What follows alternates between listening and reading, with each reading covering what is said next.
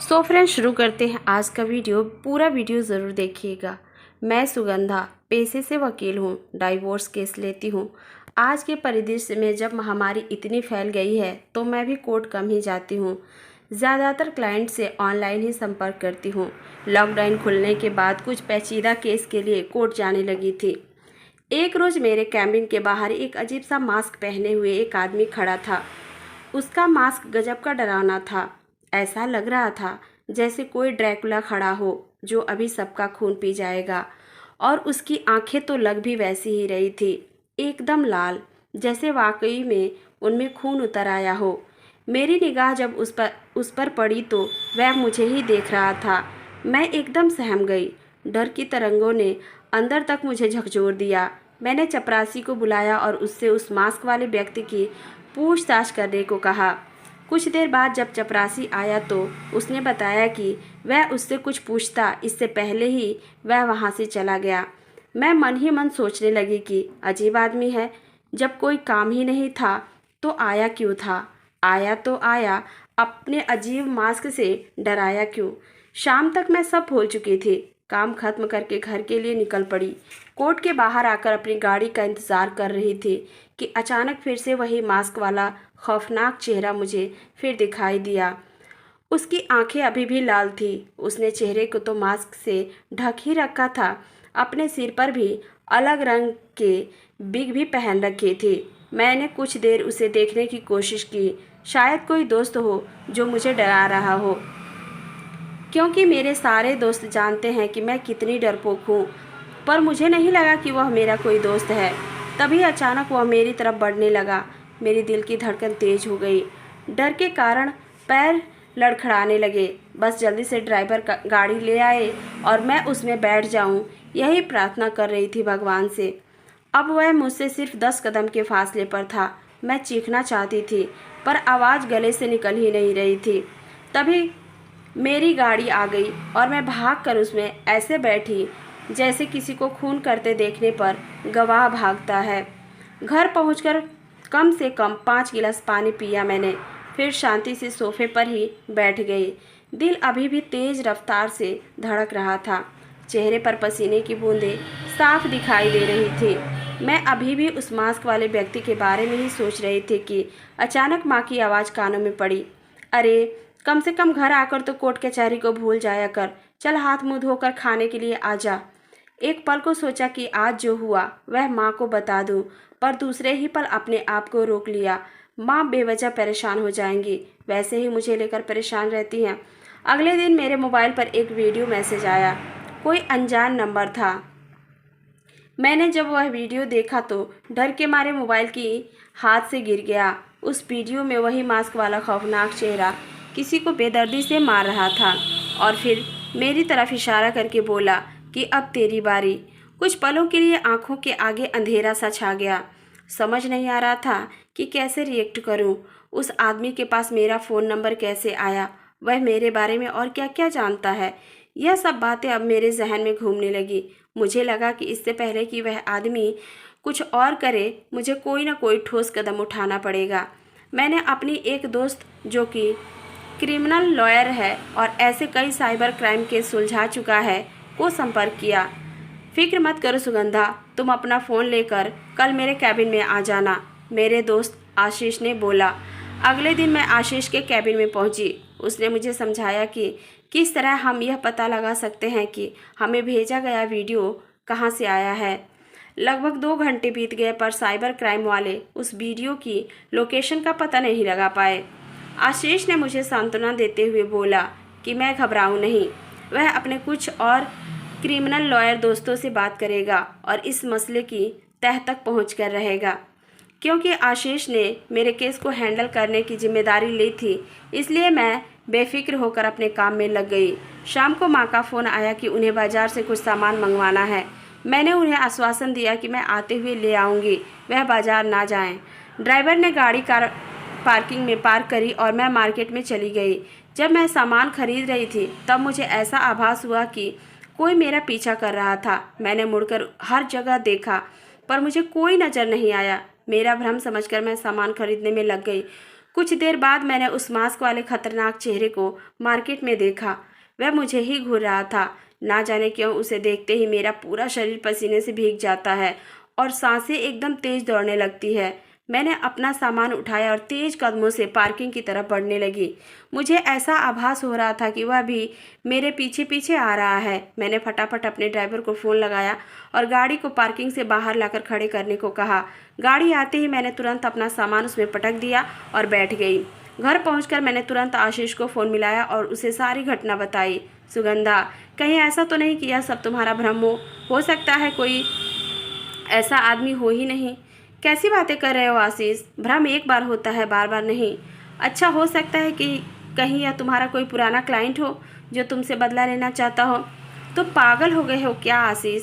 मैं एक divorce lawyer हूँ, तुम्हारी तरह क्रिमिनल लॉयर नहीं जो मेरे दुश्मन होंगे। अरे, यह भी तो हो सकता है कि कभी तुमने किसी सिरफिरे का डाइवोर्स करा दिया हो और अब वह तुमसे बदला ले रहा हो। आशीष हंसते हुए बोला। आशीष, तुम्हें ऐसा मजाक लग रहा है? तुम इस केस को सीरियसली नहीं ले रहे हो। रहने दो, तुम्हारे बस का नहीं है। अब इसे मैं खुद ही देखूंगी। यह कहकर मैंने फ़ोन रख दिया। तभी मेरे पास एक और वीडियो आया। उस वीडियो को देखकर मेरे पैरों तले ज़मीन खिसक गई। वह वीडियो मेरे घर का था। घर में मेरी माँ काम कर रही थी। तभी अचानक दरवाजे की घंटी बजती है और वीडियो वहीं ख़त्म हो जाता है। फिर वह मास्क वाला खतरनाक चेहरा उस वीडियो में आता है और बोलता है, सोचो अगर दरवाज़ा खोलते ही कोई तुम्हारी माँ को मार दे तब तुम क्या करोगी? मैं निशब्द सी अपने बिस्तर पर बैठ जाती हूँ। मेरे सोचने समझने की शक्ति जैसे खत्म सी हो गई थी। कुछ समझ नहीं आ रहा था कि यह आदमी मुझसे चाहता क्या है। आज यह मेरे घर तक कैसे पहुँच गया? मेरे घर के अंदर का वीडियो इसने कैसे बना लिया? तभी मैंने अपनी माँ को पुकारा। माँ, क्या आज सुबह 12:30 बजे कोई आया था? अरे हाँ, दरवाजे की घंटी बजी और जब मैं वहाँ पहुँची तो वहाँ कोई भी नहीं था। माँ ने सोचते हुए बोला। तो हो सकता है कि 12:30 बजे से पहले कोई आया हो? मैंने सवाल पूछा। नहीं, उससे पहले तो कोई नहीं आया था। अब तो मुझसे यह वकीलों की तरह सवाल जवाब करना बंद कर। चल आजा, मैं तेरे लिए खाना लगा देती हूँ। कैसे समझाऊं मैं माँ को कि अब उनकी सुरक्षा पर भी खतरा मंडरा रहा है। रात को खाने पर माँ ने मुझसे पूछा कि क्या वह कुछ दिन के लिए अपनी बहन के यहाँ जा सकती हैं। अगर यह सब नहीं हुआ होता तो शायद मैं इस महामारी की वजह से माँ को ना कर देती, पर इस वक्त मुझे उनकी सुरक्षा की ज़्यादा चिंता थी। मुझे लगा कि यह सही मौका है माँ को यहाँ से कहीं और भेजने का। मैंने उन्हें तुरंत हाँ कर दी और अगले ही दिन उन्हें उनकी बहन के पास रवाना कर दिया। माँ को भेजकर मुझे थोड़ा सुकून मिला। अब सिर्फ मैं हूँ और वह खतरनाक मास्क वाला चेहरा। माँ के जाने के बाद कुछ दिन बहुत शांति में गुजरे। मुझे वह चेहरा कहीं भी नज़र नहीं आया। मुझे लगा कि शायद आशीष सही कह रहा था कि यह मेरा भ्रम है या फिर कोई मुझसे मजाक कर रहा था। शनिवार का दिन था और कोर्ट में बहुत सारा काम बचा हुआ था। तभी मेरे ड्राइवर का फ़ोन आया कि उसकी माँ की तबीयत अचानक ख़राब हो गई है तो उसे छुट्टी चाहिए थी। मैंने उसे छुट्टी दे दी। अब मुझे खुद ही गाड़ी चलाकर घर जाना था। शाम होते होते सारा दफ्तर खाली होने लगा, पर मेरा काम अभी भी बाकी था। रात के 9:30 बजे मैं अपना काम खत्म कर निकली तो देखा कि अमूमन सारे कैबिन के दरवाजे बंद हो चुके थे। ज़्यादातर वकील जा चुके थे। सिर्फ 1-2 लोग ही बचे थे। अब मैं कार पार्किंग की तरफ बढ़ने लगी। कार पार्किंग को इतना खाली कभी नहीं देखा था। सिर्फ जहाँ जहाँ कार खड़ी थी वहीं लाइट जल रही थी, बाकी जगह लाइट भी बंद हो गई थी। मेरा दिल जोरों से धड़कने लगा। मुझे फिर से उसी डर का आभास हुआ। तभी मुझे वहाँ किसी के सीटी बजाने की आवाज़ आई। मैं एक क्षण रुकी और फिर तेज कदमों से अपनी कार की तरफ भागने लगी। जैसे जैसे मैं अपनी कार की तरफ पहुँच रही थी वैसे वैसे वह सीटी भी तेज होती चली जा रही थी। मेरे हाथ पैर फूलने लगे, मेरी सांसें रुकने लगी। मुझे समझ नहीं आ रहा था कि अब मैं क्या करूं। कार पार्किंग में इधर उधर नज़र दौड़ाकर देखा, कोई भी नहीं था। चौकीदार भी शायद चला गया था। खौफ मेरे चेहरे पर साफ दिख रहा था। पसीने से मेरा पूरा शरीर भीग चुका था, पैर भी लड़खड़ा रहे थे। फिर मैंने मन में सोचा कि आज तो मुझे इस डर का सामना करना ही पड़ेगा। मैं वहाँ रुकी और अपने अंदर हिम्मत जुटाकर चिल्लाई, कौन हो तुम और सामने क्यों नहीं आते? आज या तो तुम नहीं रहोगे या मैं नहीं रहूँगी। तभी अचानक वह मास्क वाला खतरनाक चेहरा मेरे सामने सीटी बजाता हुआ आकर खड़ा हो गया। उसे देख मेरे मुंह से एक हल्की सी चीख निकली, पर फिर मैंने अपने आप को संभाल लिया और उससे पूछा कि उसे मुझसे क्या चाहिए। मैंने उसका ऐसा क्या बिगाड़ा है जो वह मेरे पीछे पड़ा हुआ है। तुमने तो मेरी ज़िंदगी ही उजाड़ दी और अब पूछ रही हो कि तुमने मेरा क्या बिगाड़ा है और मैं क्यों तुम्हारे पीछे पड़ा हूँ। तुम्हारी वजह से आज मेरे बच्चे मेरे पास नहीं हैं। मेरी वजह से? मैं कुछ समझी नहीं। कौन हो तुम? मैंने कभी किसी के बच्चे को उससे जुदा नहीं किया। हाँ, तुम्हारी ही वजह से आज मैं अपने बच्चों को देखने के लिए तरस रहा हूँ। तुमने ही मेरा और मेरी पत्नी का डाइवोर्स केस लड़ा था जिसे वह जीत गई और मेरे बच्चों की कस्टडी भी मुझे नहीं मिली। तुमने बहुत बड़ा पाप किया है और इस पाप की सज़ा मैं तुम्हें ज़रूर दूंगा। उसने जेब से चाकू निकालते हुए कहा। यह क्या कर रहे हो तुम? कौन से केस की बात कर रहे हो? और इस चाकू को अंदर रखो। तुम मुझे ऐसे डरा धमका नहीं सकते। मैंने हिम्मत जुटाते हुए कहा। तुमने पिछले साल शालिनी आहूजा का केस लड़ा था। मैं उसका पति हूँ। हाँ, मैंने लड़ा था उसका केस। उसका पति उसे बहुत मारता पीटता था और उससे पैसे भी मांगता था, इसलिए मैंने उसका केस लड़ा था। यह सब झूठ था। क्या तुमने कभी सच जानने की कोशिश की थी? बस जो शालिनी ने तुमसे कहा तुमने वही मान लिया। कभी यह नहीं सोचा कि सिक्के का दूसरा पहलू भी होता है। कभी मुझसे बात करने की कोशिश करी होती तो पता चलता कि सच क्या था। अच्छा, तो तुम ही बता दो सच क्या था, मैंने पूछा। वह आदमी दूसरी गाड़ी के बम्पर पर बैठ गया और मुझे भी अपनी गाड़ी पर बैठने को कहा। जब मैं नहीं मानी तो उसने मुझे चाकू से डराया। फिर उसने मुझसे विनती करी कि मैं बिना हंगामा किए चुपचाप बैठ जाऊं और उसकी बात ध्यान से सुनकर फिर फैसला करूं कि उस दिन मुझसे गलती हुई थी कि नहीं। मैं एक मध्यम वर्गीय परिवार का आदमी हूँ। मेरी तनख्वाह इतनी ज़्यादा नहीं थी, लेकिन मेरी पत्नी की ख्वाहिशें बहुत ऊंची थी। वह हमेशा मुझसे ज़्यादा पैसे कमाने को कहती थी, पर मैं उतने ही कमा सकता था जितनी मेरी क्षमता थी। एक दिन मुझे पता चला कि वह किसी और को पसंद करने लगी है और उसके साथ घर बसाना चाहती है।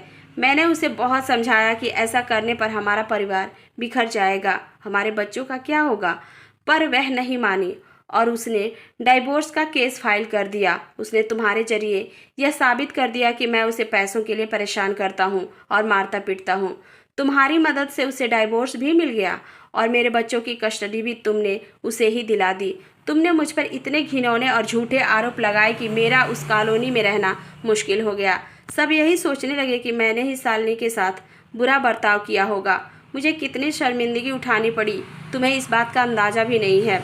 तभी मैंने सोच लिया था कि इस बात का बदला मैं तुमसे लेकर रहूँगा। अपने बच्चों से बिछड़ने का डर और अपने नाम खराब होने का डर क्या होता है यह मुझसे बेहतर कोई नहीं जानता, पर यह तुम्हें समझाना बहुत ज़रूरी था। मैं तुम्हें इतना डराना चाहता था कि तुम्हारी सांसें रुक जाए। अगर मैंने या शालिनी ने तुम पर झूठे इल्ज़ाम लगाए थे तो तुमने कोर्ट में उन्हें झूठा साबित क्यों नहीं किया? तुम तो शायद कोर्ट भी नहीं आए थे। अगर मैं शालिनी के इल्ज़ाम को झूठा साबित करता तो उसकी बहुत बेइज्जती होती। वह दुनिया में कहीं मुंह दिखाने लायक नहीं रहती। मेरे पास सारे सबूत थे, पर उन्हें दिखाकर मैं अपने परिवार की बदनामी नहीं करना चाहता था। और यदि यह सच सामने आ जाता तो शालिनी का एक घिनौना रूप भी सामने आता। तुम्हारे मुताबिक मैं शालिनी को मारता पीटता था, पर जब मुझे सच्चाई का पता चला था और मैं शालिनी को यह कदम उठाने से रोका था, तो जो उसने किया वह शायद इंसानियत और मानवता के विरुद्ध था। यह कहकर उसने अपना मास्क उतारना शुरू किया। जैसे ही उसके मास्क उतारा, मेरे मुंह से एक दर्द भरी चीख निकल पड़ी। उसका आधा चेहरा जल चुका था। मेरे डाइवोर्स पेपर पर साइन ना करने पर शालिनी ने मेरे साथ यह किया, उसने अपने चेहरे की तरफ संकेत करते हुए कहा। मैं हैरानी से उसे देख रही थी। मेरी आंखों से आंसू रुक नहीं रहे थे। आज मुझे अपने ऊपर बहुत ही ग्लानि महसूस हो रही थी। क्यों मैंने शालिनी की बात पर आंख मूंद कर विश्वास किया? क्यों मैंने एक बार भी यह नहीं सोचा कि मुझे सच्चाई की तह तक जाना चाहिए? मेरी वजह से इस आदमी ने कितने दुख भोगे होंगे, कितने दर्द सहे होंगे। आज मुझे अपने वकील होने पर अफसोस हो रहा था, क्योंकि वकालत की डिग्री लेते वक्त मैंने एक कसम खाई थी कि मैं कभी भी किसी निर्दोष को सज़ा नहीं होने दूंगी। कुछ देर के लिए हम दोनों शांत बैठे रहे। फिर वह आदमी उठा और बोला, मैं चाहता तो शायद बहुत कुछ कर सकता था, पर मैं ऐसा करना नहीं चाहता था, क्योंकि कहीं ना कहीं मुझे यह एहसास था कि तुम सिर्फ अपना काम कर रही थी। मेरी तुम्हारी कोई पर्सनल दुश्मनी नहीं थी। बस तुम्हें यह एहसास दिलाना ज़रूरी था कि डर कितना बड़ा खौफ है। आज लोग मेरा चेहरा देखकर डर जाते हैं। मैं जहाँ भी जाता हूँ सब मुझसे दूर भागते हैं। कोई मुझे नौकरी देने को तैयार नहीं है। मेरी ज़िंदगी बर्बाद हो गई है और उसकी एक वजह तुम हो। यह कहते हुए उसकी आंखें नम हो गई। मुझे माफ़ कर दो। आज मुझे अपने वकील होने पर बेहद अफसोस हो रहा है। मुझे एक मौका दो। मैं तुम्हारी ज़िंदगी फिर से सुधारना चाहती हूँ। मैं यह केस फिर से ओपन करना चाहती हूँ। अब शालिनी को उसके कर्मों की सज़ा मिल कर रहेगी। तुम्हारे पास जो भी सबूत हैं वह मुझे दे दो। मैं वादा करती हूँ कि तुम्हारे बच्चों की कस्टडी तुम्हें वापस दिला कर रहूँगी। मैंने उसे सोमवार को सुबह सारे सबूतों के साथ ऑफिस में आने को कहा। उसने मेरी बात मान ली और वहाँ से चला गया। सोमवार को मैं उसका बेसब्री से इंतज़ार कर रही थी। जब वह आया तो मैंने उससे सारे सबूत मांगे, पर उसने मुझे देने से मना कर दिया और बोला अब मुझे मेरे बच्चों की कस्टडी नहीं चाहिए। पर क्यों? तुम तो अपने बच्चों के लिए तड़प रहे थे। अब क्या हुआ? तुमने अपना इरादा क्यों बदल दिया? क्या तुम पर कोई दबाव है? मैंने हैरान होकर पूछा। कल मैं शालिनी के घर गया था। सोचा था कि एक नज़र बच्चों को देख लूँगा और मौका लगा तो उनसे मिलकर उन्हें बता भी दूँगा कि जल्द ही वह मेरे पास वापस आ जाएंगे। पर वहाँ पहुँचकर मैंने जो देखा उसने मुझे सोचने पर बाध्य कर दिया कि कहीं बच्चों की कस्टडी वापस लेकर मैं गलत तो नहीं कर रहा हूँ। क्यों? ऐसा क्या देखा तुमने? मेरे बच्चे बहुत खुशी से अपने नए पापा की गोद में खेल रहे थे। उनके पास सुख सुविधा की बहुत सी चीज़ें मौजूद थी जो मैं उन्हें कभी नहीं दिला सकता। वह अपने इतने खुश थे कि शायद उन्हें मेरी याद भी नहीं आती होगी। मैं नहीं चाहता कि मैं उनसे वह सब छीन लूँ। इतना स्वार्थी नहीं हूँ मैं। यह कहकर वह रोने लगा। मेरी भी आंसू थम नहीं रहे थे। ऐसा कहा जाता है कि ममता केवल माँ के हृदय में ही होता है, पर यह सच नहीं है। ममता एक पिता के दिल में भी छुपी होती है। मैंने उसे बताया कि मैंने उसके लिए नौकरी की बात कर ली है और वह अपने सभी सर्टिफिकेट दिखाकर नौकरी पा सकता है। और रही बात उसके चेहरे की, तो वह भी मैं धीरे धीरे प्लास्टिक सर्जरी से ठीक करा दूंगी। आज वह अपनी ज़िंदगी में खुश है। अकेला ज़रूर है, मगर उसके चेहरे पर संतुष्टि साफ दिखाई देती है और अब उसे अपने चेहरे को मास्क से ढकने की भी ज़रूरत नहीं रही। किसी ने सच ही कहा है कि चेहरा हमारी खूबसूरती का आईना नहीं होता। उस मास्क वाले खौफनाक चेहरे के पीछे एक मासूम, भोला, निर्दोष चेहरा छुपा था। सो फ्रेंड्स, कैसी लगी ये कहानी? अगर अच्छी लगी हो तो वीडियो को एक लाइक ज़रूर से कर दीजिएगा और हुमा की वॉइस चैनल को सब्सक्राइब भी कर लीजिएगा। Thank you.